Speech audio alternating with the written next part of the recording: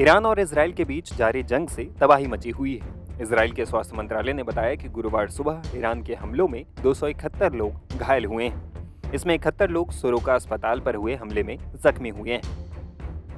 मंगलवार को इजरायली प्रधानमंत्री कार्यालय ने कहा कि संघर्ष शुरू होने के बाद से ईरानी मिसाइल हमलों में कम से कम 24 लोग मारे गए हैं और 592 अन्य घायल हुए हैं।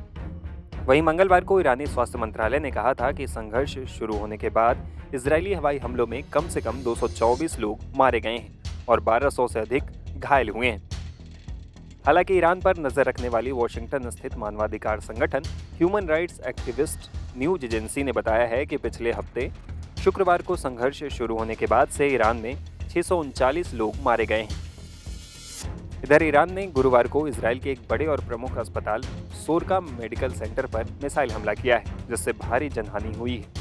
यह अस्पताल लगभग 10 लाख लोगों को सेवाएं प्रदान करता है और दक्षिणी इजराइल का मुख्य स्वास्थ्य केंद्र है। इजराइल रक्षा बलों यानी IDF ने इस हमले की पुष्टि की, जबकि अस्पताल प्रशासन ने भी नुकसान और घायल लोगों की सूची दी है।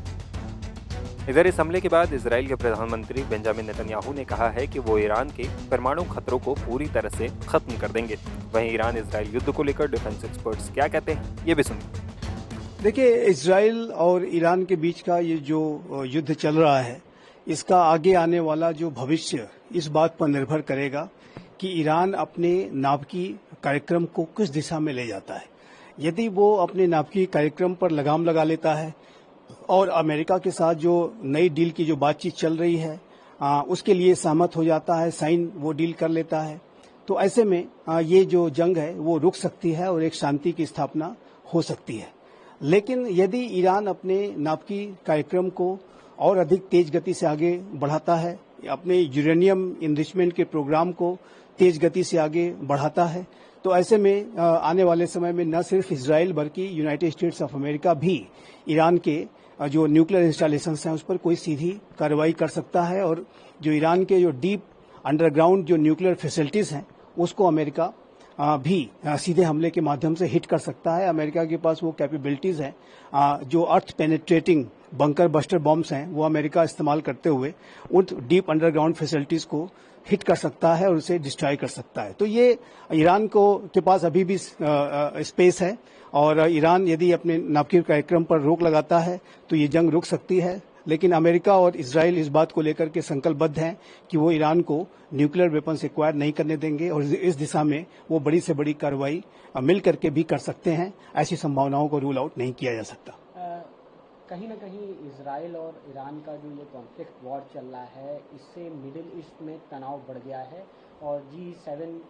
की तरफ से भी ये बयान जारी हुआ है कि हम ईरान को न्यूक्लियर परमाणु हथियार नहीं होना चाहिए उसके पास। जी, G7 की तरफ से एक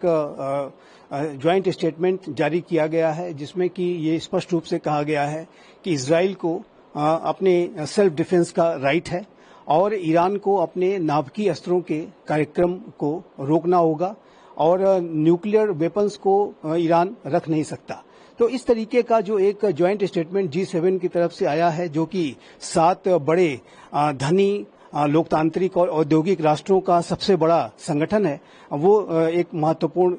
बयान है और ईरान के ऊपर ये जाहिर है कि इससे और अधिक दबाव बढ़ेगा कि ईरान अपने नाभिकीय अस्त्रों के हासिल करने के कार्यक्रम को त्यागे, उस पर रोक लगाए और वो किसी तरीके से यूरेनियम इनरिचमेंट को आगे न बढ़ाए। और G7 का ये बयान भी जाहिर है कि ईरान के लिए एक भारी दबाव का कारण बनेगा, ये स्पष्ट रूप से दिखता है। लेकिन मिडिल ईस्ट में तनाव भी बढ़ गया है काफी। देखिए, मिडिल ईस्ट में जो तनाव की स्थिति है वो लगातार बनी हुई है। पहले से ही जो इजराइल और हमास के बीच का युद्ध है वो चल रहा था और ऐसे में अब ईरान और इजराइल के बीच का जो डायरेक्ट एक युद्ध शुरू हो गया है और यदि ये युद्ध फर्दर एस्केलेट करता है तो ये तनाव और अधिक बढ़ेगा और ये जो पूरा युद्ध है इसकी जो वर्तमान की स्थिति है उसमें जो विश्व के जो एनर्जी सप्लाई चेन्स हैं वो प्रभावित हो रहे हैं, जो ऑयल सप्लाई रूट्स हैं वो प्रभावित हो रहे हैं और यदि इस युद्ध का एस्केलेशन होता है, स्टेट ऑफ हॉर्मुज को यदि ईरान ब्लॉक कर देता है तो ऐसे में जो ऑयल सप्लाई रूट्स हैं वो गहरे तरीके से बाधित होंगे और ऐसे में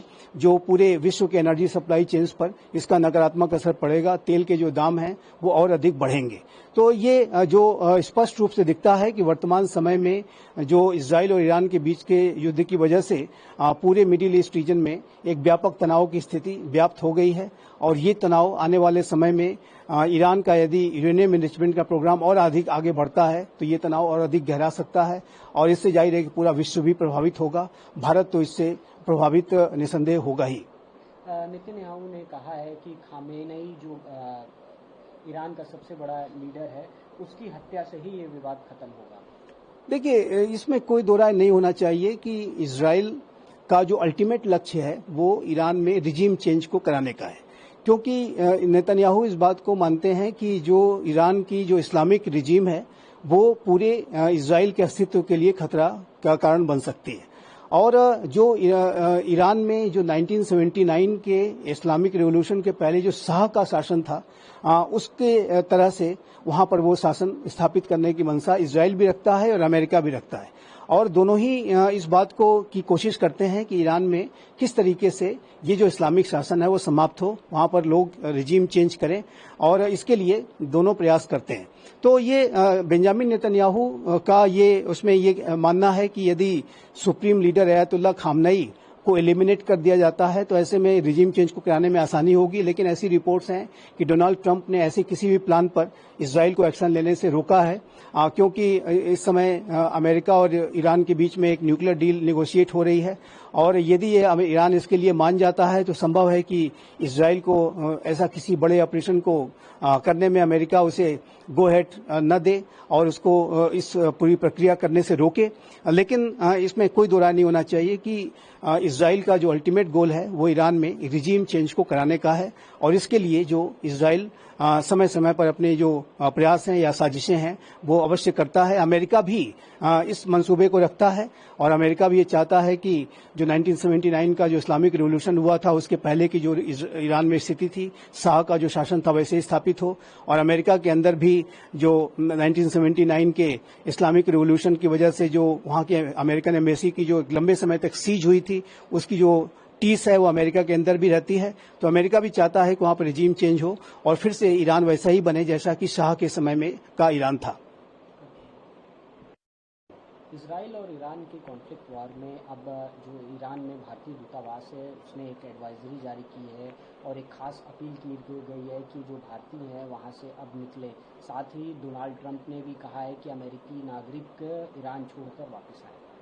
देखिए, ये बात बिल्कुल स्पष्ट है कि इजराइल और ईरान के बीच की जो स्थिति है इस समय युद्ध की वो भयावह रूप ले सकती है और भी अगर इस पूरे युद्ध का एस्केलेशन होता है तो इसमें बड़ी संख्या में जो आम लोग हैं वो मारे जा सकते हैं। तेहरान में जो विशेष रूप से स्थितियां काफी विकट हो सकती हैं और ऐसी आशंकाओं को ध्यान में रखते हुए, इस युद्ध के एस्केलेशन की आशंकाओं को ध्यान में रखते हुए भारत ने भी अपने नागरिकों को एडवाइजरी जारी की है कि वो जल्द से जल्द तेहरान छोड़ दें। उसी तरीके की जो एडवाइजरी है वो अमेरिका ने जारी की है। डोनाल्ड ट्रंप ने स्वयं इस बात को जब G7 के वो सम्मेलन से पूर्व निर्धारित जो कार्यक्रम के पहले ही वो जब वापस आ रहे थे तो उन्होंने अपने सोशल मीडिया ट्वीट में कहा कि अमेरिकी नागरिकों को तुरंत ही तेहरान छोड़ देना चाहिए, क्योंकि तेहरान में जो स्थितियां हैं वो विकट हो सकती हैं और यदि आम नागरिक उसमें हताहत होते हैं तो जाहिर है कि वो पूरे अमेरिका के लिए भी, भारत के लिए भी, जहां कहीं के भी नागरिक है उस राष्ट्र के लिए बहुत ही चुनौती की स्थिति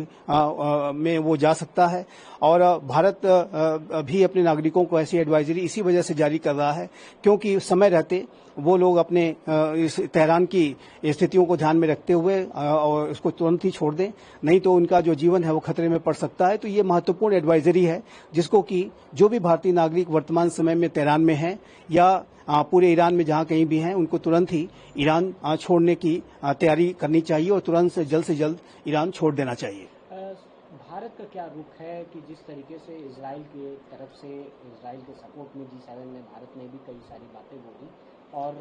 क्या रुख है भारत का इस कॉन्फ्लिक्ट वार में ईरान और इजराइल? देखिए, भारत का जो स्टैंड है बहुत ही संतुलित है, विवेकपूर्ण है, बुद्धिमत्तापूर्ण है। भारत ने जो विदेश मंत्रालय के स्तर पर जो बयान जारी किए उसमें ये स्पष्ट रूप से कहा कि ईरान को और इजराइल दोनों को रिस्ट्रेंट बरतने की आवश्यकता है और डी एस्केलेशन की तुरंत आवश्यकता है। ये जो पूरी सिचुएशन और अधिक आगे फर्दर एस्केलेट न करे, ये इन दोनों देशों के हित में है। लेकिन जहां तक इजराइल के साथ भारत के संबंधों का प्रश्न है तो वो भी बहुत ही मित्रतापूर्ण है, लेकिन ईरान के साथ भी भारत के एक सिविलाइजेशनल टाइज हैं और भारत ईरान का भी एक सहयोगी और मित्र राष्ट्र है और वहां पर चाबहार का पोर्ट भी हम बना रहे हैं। तो दोनों ही राष्ट्र भारत के मित्र राष्ट्र हैं और इसी वजह से भारत का जो दृष्टिकोण और सलाहकारी जो बयान है वो यही है कि दोनों डी एस्केलेट करें, तुरंत ही इसको डी एस्केलेट करें, आगे इसको फर्दर न बढ़ने दें और रिस्ट्रेंट बरतें। लेकिन जहां तक ईरान के न्यूक्लियर प्रोग्राम का प्रश्न है तो भारत ने पहले भी ईरान के न्यूक्लियर प्रोग्राम को लेकर के IAEA के अनेक रेजोल्यूशंस में ईरान के विरुद्ध वोट किया था और ईरान का जो न्यूक्लियर वेपन प्रोग्राम है वो भारत इस बात को मानता रहा है कि वो पूरे मिडिल ईस्ट रीजन के लिए डिस्टेबलाइजिंग हो सकता है और इसी वजह से ईरान को अपने नाभिकी प्रोग्राम पर लगाम लगाने चाहिए। ये भारत का एक पहले का रुख हमेशा से रहा है और भारत ये चाहता है कि जो वहां पर सिचुएशन बनी है वर्तमान समय में उसका जो समाधान है वो नेगोशिएटिंग टेबल पर बातचीत के माध्यम से दोनों राष्ट्र निकालें, रिस्ट्रेंट बरतें और किसी भी तरीके का ऐसा स्टेप न लें कि जिससे कि जो पूरी सिचुएशन है वो और अधिक एस्केलेट करे।